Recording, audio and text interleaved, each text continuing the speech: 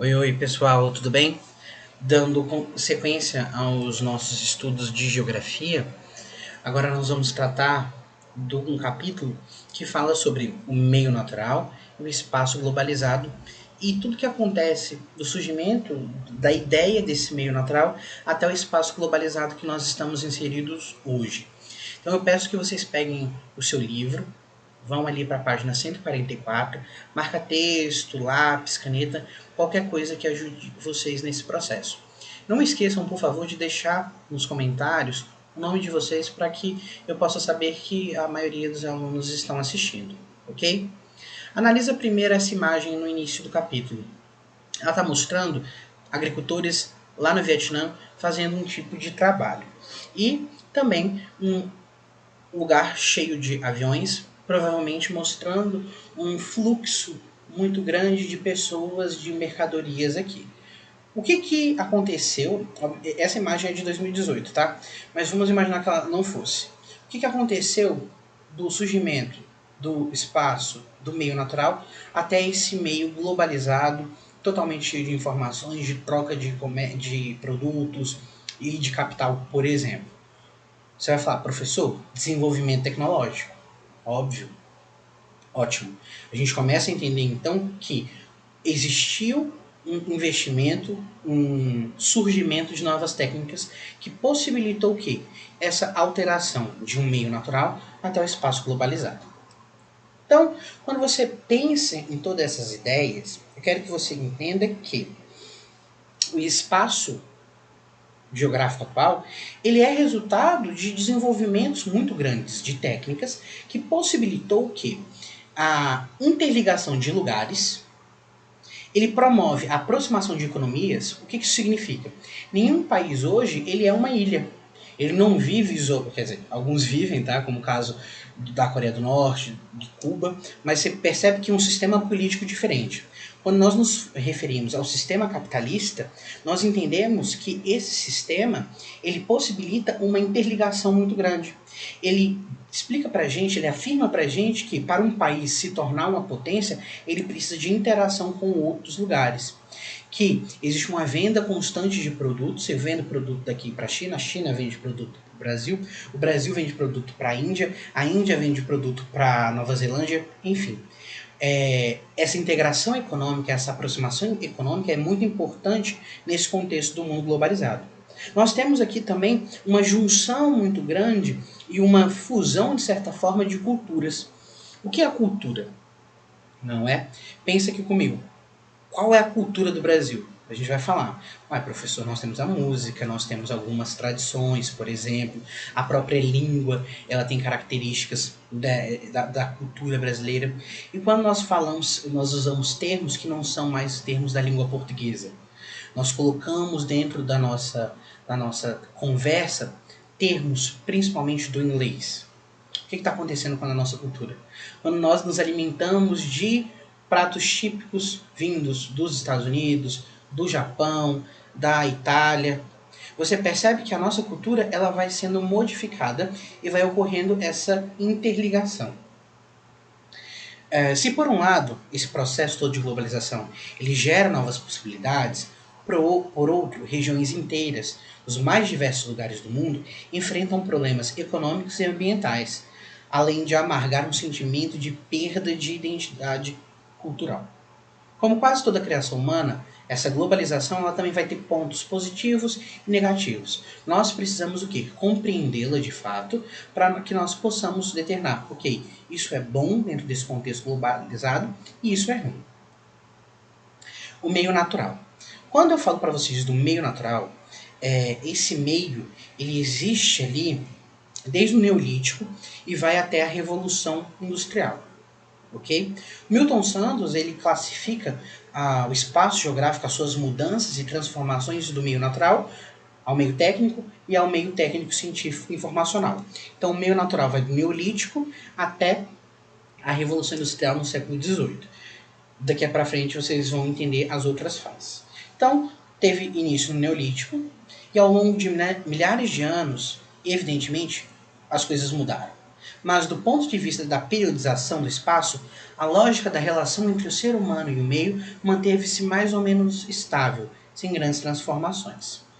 Quando nós nos referimos ao meio natural, não significa que não existia nenhum tipo de produção humana. Não, obviamente que existia. Quando a gente fala ali do Neolítico, e quando nós vamos no recorte espacial e geográfico da África e Oriente Médio há 10 mil anos, nós sabemos que ocorreu a Revolução Agrícola.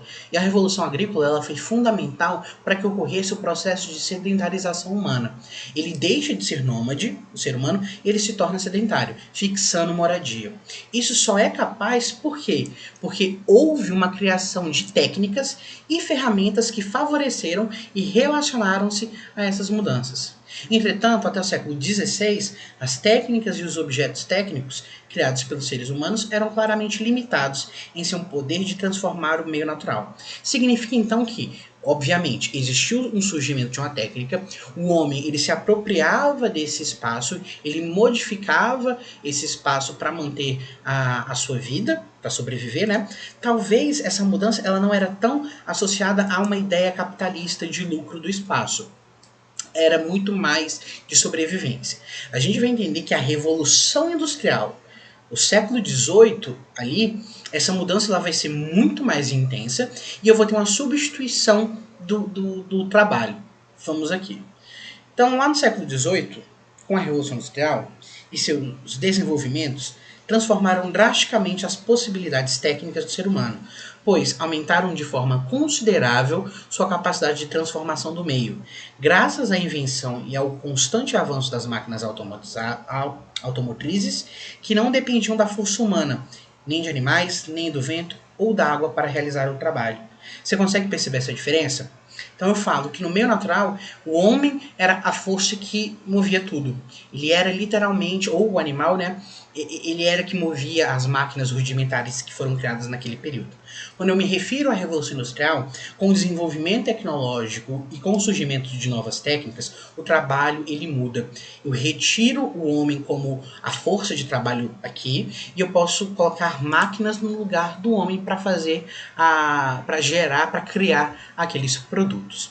Quando eu me refiro à Revolução Industrial, por que ela é tão estudada nas ciências humanas? É porque exatamente com esse acontecimento que eu tenho uma mudança total na organização do espaço geográfico, principalmente ali europeu. Eu tenho uma nova organização das cidades, por exemplo, eu tenho uma nova estrutura totalmente organizada. Então, quando eu falo que o espaço geográfico é produto e condição da ação humana, o desenvolvimento das máquinas foi proporcionando uma mudança cada vez mais intensa do meio natural. Ao mesmo tempo, passou a exigir a construção de um meio propício ao funcionamento delas. Aqui é importante, esse parágrafo aqui, marquem ele no livro de vocês, ele é fundamental, porque ele fala o seguinte: a expansão dos sistemas de objetos técnicos, característicos do processo de industrialização, permite-nos falar da formação de um espaço mecanizado e de meio técnico. Por quê? A lógica de seu funcionamento passa a ser predominantemente técnica, ou seja, a racionalidade humana, a minha capacidade de pensar, de organizar meus pensamentos e de criar algumas coisas, ele é capaz de sobrepor relativamente as características do meio natural e da própria natureza. Esse parágrafo ele fala que agora eu consigo sobreviver a temperaturas muito elevadas, por exemplo, ou temperaturas muito baixas.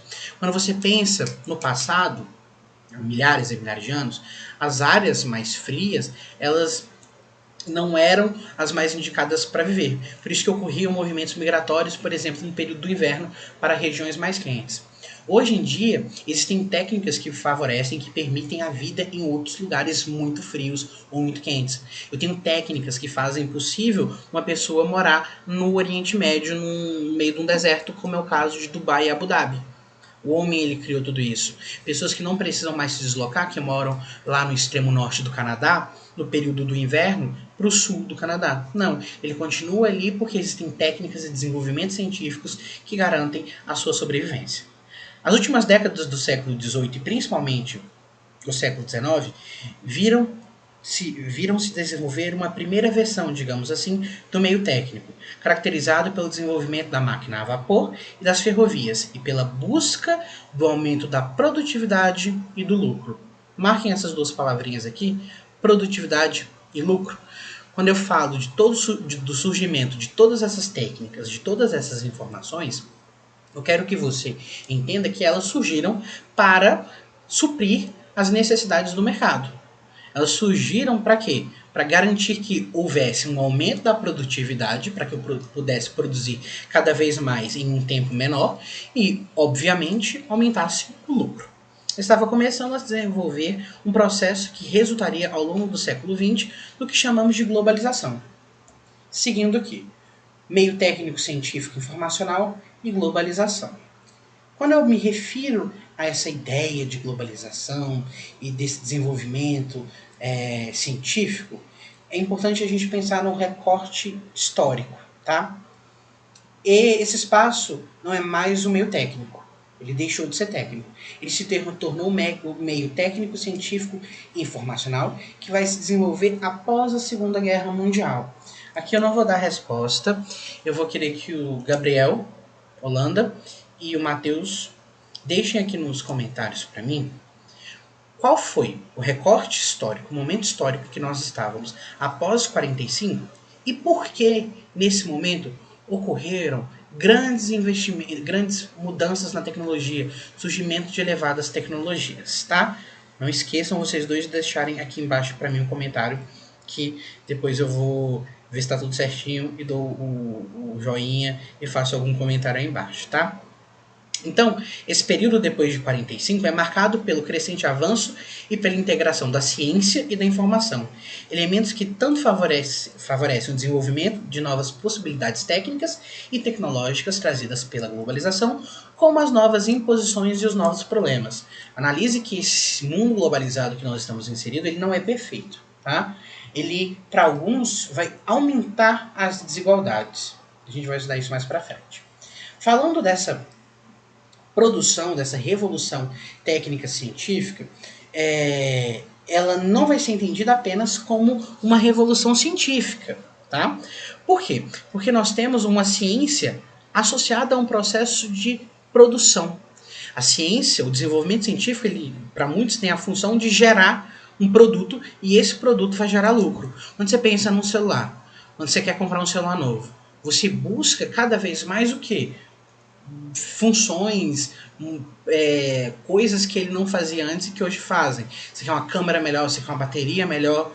Eu crio um desenvolvimento científico para que esse produto seja melhor, para que você, para que eu, para que todos nós possamos comprá-lo. Ok? Então existe um gasto muito grande em duas áreas, que nós chamamos de ciência e tecnologia, e também em pesquisa e desenvolvimento. Tá? Olha aqui. Nós temos os maiores investidores em pesquisa e desenvolvimento: Estados Unidos, China, Japão, Alemanha, Coreia do Sul, França, Rússia, Taiwan, Itália, Canadá, Espanha, Turquia. E aqui ele se refere ao valor, a porcentagem do PIB. Então, Israel gasta 4,3% do PIB deles em pesquisas e desenvolvimento. Os Estados Unidos gastam 2,7% do PIB dele em desenvolvimentos dessas tecnologias. Percebam que em nenhum dos dois, todos esses dados são de 2016, tá? Em nenhum desses dois gráficos aqui nós temos nosso querido país Brasil. Isso mostra então que esses países, eles investem muito em tecnologias de ponta. Por quê? Você vai ver o porquê daqui mais para frente. Empresas agora privadas que mais investiram aqui. Perceba que nós temos a Amazon, Alphabet, Samsung, Intel, Microsoft, Apple, Johnson & Johnson, Toyota, Ford, Facebook. Várias empresas. Presta atenção nisso aqui. Você vai perceber que os Estados Unidos encabeçam 1, 2, 3, 4, 5, 6, 7, 8, 9, 10. Então, dos 15 países que estão aqui, 10 são os Estados Unidos. Quando você me pergunta por que, professor, os Estados Unidos representam o maior PIB do mundo, isso aqui tem muito a ver. Eles investem em tecnologias, eles vão receber royalties pelas produções deles. Olha aqui. Os países mais ricos do mundo, em geral, são também aqueles que mais investem em pesquisas e desenvolvimento. Essa relação pode ser vista principalmente quando avaliamos esses investimentos em termos de porcentagem do produto interno bruto. Países como Israel e Suécia têm um investimento total considerado baixo, mas em termos proporcionais é alto. Quando a gente percebe a porcentagem do PIB que eles investem. Então, Israel, voltando aqui, Israel investe 4,3% do PIB e Suécia 3,3% do PIB. Então, todo o produto interno bruto do país, todo aquele dinheiro que ele tem, 4% é investido em pesquisas e desenvolvimentos. Olha aqui, por que isso é importante? O conhecimento produzido pela iniciativa privada ou pelos governos, seja ele de caráter tecnológico ou cultural, ele é registrado por meio de patentes, tá? Então eles produzem tal coisa, criam tal coisa e patenteiam. Ou seja, passam a ser propriedade intelectual. Vou dar um exemplo aqui bobo, só para vocês entenderem. Se você pega uma música que possui direitos autorais, você coloca num vídeo aqui no YouTube, a gente sabe que o YouTube pode tirar do ar esse vídeo, por quê? Porque ele precisa pagar esse valor para o artista que criou tal produto. Se dentro desse computador aqui que eu estou usando, ele tem um chip que é, por exemplo, feito em outro país, cada computador que foi produzido, que utilizou esse chip, tem que pagar uma porcentagem para esse país. Então, isso é uma forma de ganhar muito, muito, muito dinheiro. Por quê? Porque para eu usar isso, eu tenho que pagar os que nós chamamos de royalties. Entende? Isso vai gerar muito, muito dinheiro para esses países. Então, esses países que tanto governos e empresas investem pesadamente em produções de conhecimento tendem a receber grandes quantias anuais pelo pagamento do uso de suas ideias. Ok? Essa outra tabela ela mostra os países que mais recebem valores em milhões pelo uso de propriedade intelectual.